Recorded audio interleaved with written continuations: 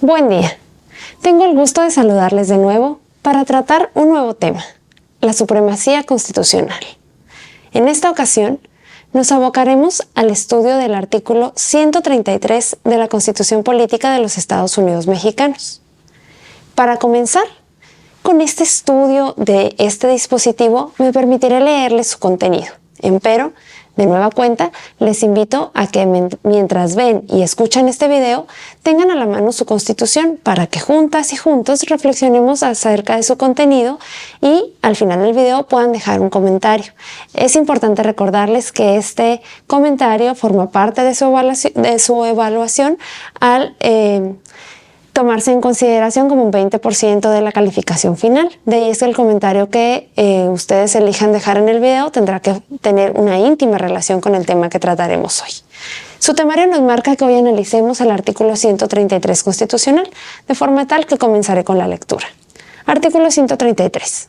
Esta Constitución, las leyes del Congreso de la Unión que de ella emanen y los tratados que estén de acuerdo con la misma, celebrados y que se celebren por el Presidente de la República con aprobación del Senado, serán la ley suprema de toda la Unión. Los jueces de cada entidad federativa se arreglarán a dicha Constitución, leyes y tratados, a pesar de las disposiciones que, en contrario, pueda haber en constituciones o leyes de las entidades federativas. Este es el contenido íntegro del único párrafo que comprende el artículo 133 de la Constitución. En este podemos encontrar varios elementos que son importantes para su análisis. Pero para comprender mucho mejor este artículo, comenzaremos preguntándonos ¿qué se entiende por supremacía constitucional? Este es un concepto que los diferentes doctrinarios han desarrollado en diversas formas. Sin embargo, me gusta pensar que se refiere al grado supremo de la Constitución y este grado supremo comparado con las normas que de ella emanan. Es decir, la Constitución se encuentra por encima de todas las demás y no tiene ninguna norma que se encuentre superior a esta Constitución. Entonces, ¿qué sucede si se encuentran normas inferiores que resulten contrarias a la Constitución? Bien, ya veíamos cuando analizamos el artículo primero constitucional, hablábamos acerca del control difuso de convencionalidad y del control ex oficio. También hablábamos un poco del control concentrado. Vamos a recordar un poco a qué me refiero con esto. Recordemos entonces que hablábamos acerca de la interpretación de las normas y que en muchas ocasiones nos encontraremos con normas que sean contrarias a los derechos humanos que están consagrados en la Constitución. Entonces nosotros deberemos sopesar las normas y ver cuál tendrá vigencia o aplicabilidad en el caso concreto. En este sentido, conviene hacer una distinción entre lo que es el control difuso de convencionalidad y el control concentrado. Ambos controles se refieren a aquellas normas inferiores a la Constitución que vayan en contra de esta Carta Magna.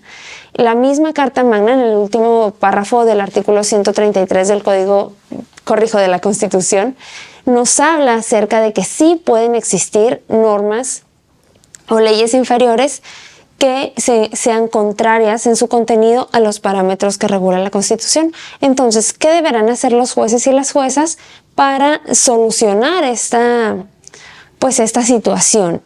Lo primero que debemos distinguir es si nos encontramos ante un caso concreto o si lo que queremos es solucionar o cambiar la normativa para que se deje de aplicar con efectos generales. Es decir, si nos encontramos en un caso concreto y vemos que nosotros como autoridades jurisdiccionales vemos que la ley ordinaria o la ley de nuestra entidad federativa es contraria a la Constitución, entonces estaremos hablando de un control difuso de constitucionalidad.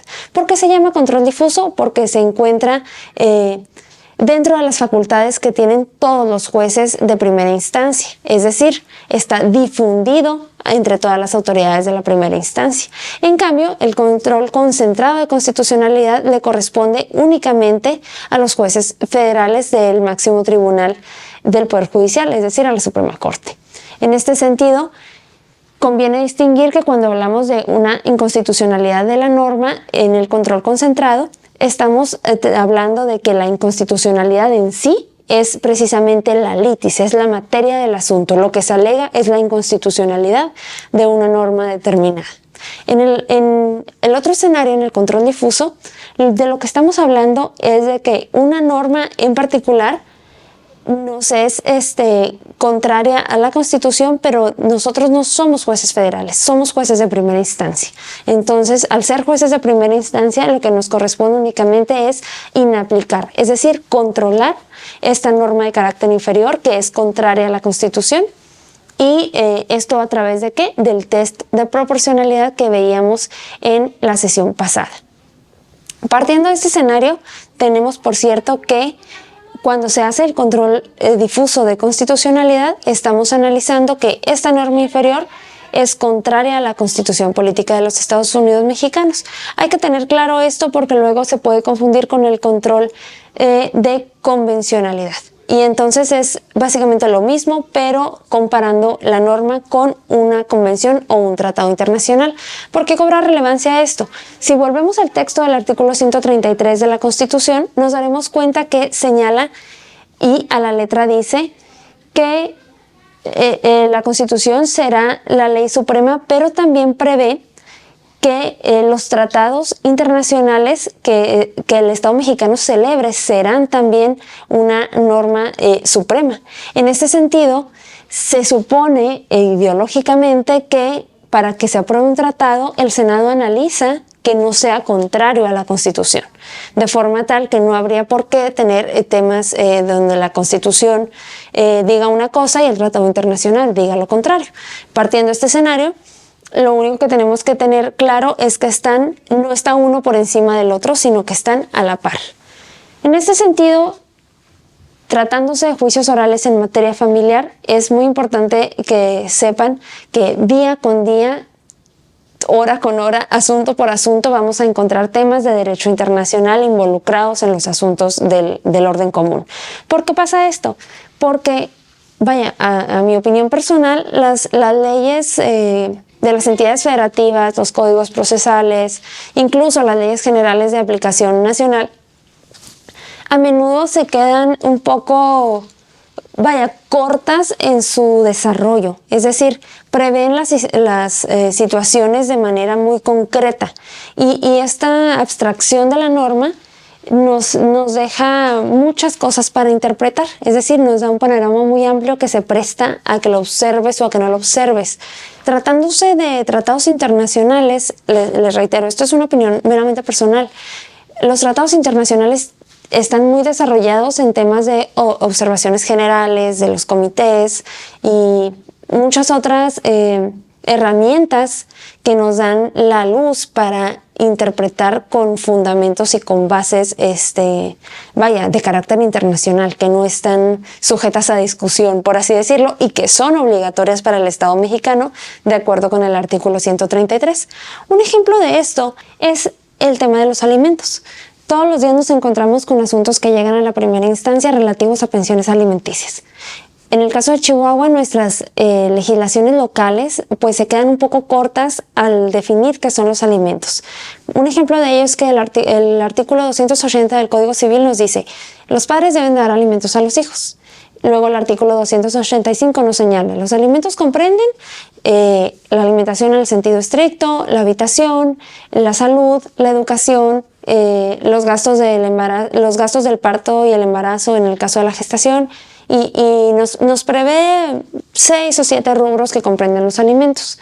Luego, si tratamos, por ejemplo, de definir si, por ejemplo, la recreación, el esparcimiento, las clases extracurriculares, todas estas situaciones, si tratamos de encuadrarlas en el artículo 285 del Código Civil, pues interpretado a la letra no cabrían estos rubros en este artículo.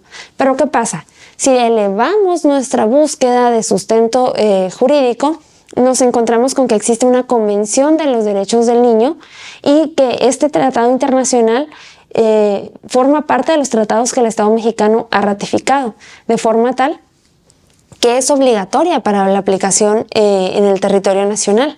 Y si indagamos en los artículos de esta convención, nos encontraremos con el artículo 27 que dice: los padres están obligados a proporcionar alimentos en la medida de la proporcionalidad que su economía les permita. Entonces ya nos da la pauta para decir, bueno, en función de, hay que ser proporcionales y tienen que dar alimentos. Luego nos vamos a la observación general de esta convención y en las observaciones generales nos dice, ok, vamos a ver cómo funciona la proporcionalidad, lo desarrolla de manera muy detallada, nos desarrolla también qué es el esparcimiento, qué es la recreación, por qué el niño tiene derechos, por qué los padres deben de procurar esta situación de que sus hijos tengan satisfecha las necesidades, no solo las que prevé el Código Civil, sino muchas otras, y las desarrolla ampliamente. Entonces, el artículo 133 constitucional nos da la pauta a todas las autoridades, pero vaya, concretamente tratándose de juicios orales en materia familiar, a las autoridades del orden común, les da la pauta para aplicar tratados internacionales e ir mucho más allá en la interpretación de la norma local. Es decir, si este artículo nos sujetara únicamente al orden constitucional, tendríamos nosotros que dejar la interpretación de la norma a un escenario mucho más reducido. De forma contraria, tratándose de derecho internacional, encontraremos muchísima legislación que nos dará las pautas para realizar una interpretación al caso concreto, siempre sujetos al principio pro persona. Recordemos que a pesar de que el ejemplo antes citado se refiere a derechos del niño, hay muchísimos tratados internacionales en todas las materias. También, por ejemplo, cobra mucha relevancia en temas de obligaciones para prevenir, sancionar y erradicar la violencia de género. Cobra relevancia la Convención de Belém do Pará. Y esta convención forma igual parte de la gama de tratados de los que el Estado mexicano es parte y nos vincula a realizar una serie de pasos o implementar una serie de mecanismos tendientes a salvaguardar a las víctimas de violencia. Esta convención, de la misma manera, tiene desarrollada muchísima doctrina que es vinculante para el Estado mexicano al ser emanada por organismos internacionales, y esta gama de doctrina que se ha desarrollado pues es una gran herramienta a la hora de que nosotros queremos implementar mecanismos que de verdad impacten en la vida de las personas que llegan a un juicio en materia familiar, porque les reitero, muchas veces la legislación local se queda corta, incluso las leyes generales de aplicación nacional se quedan cortas en el sentido de que te dicen qué hacer, pero a lo mejor no te dicen cómo hacerlo o no te dicen hasta dónde puedes llegar para hacer valer un derecho o para garantizar el cumplimiento de un derecho. En cambio, los tratados internacionales sí lo desarrollan, y este artículo 133 constitucional nos da la pauta para implementar todo lo necesario a efecto de que un derecho se garantice. En este sentido, hemos concluido con la primera unidad de lo que marca su temario, esta unidad tendiente a analizar los parámetros constitucionales que tienen aplicación en el juicio oral familiar. Les hago de su conocimiento que en el siguiente video estaremos analizando la naturaleza jurídica y un poco de historia de los juicios orales.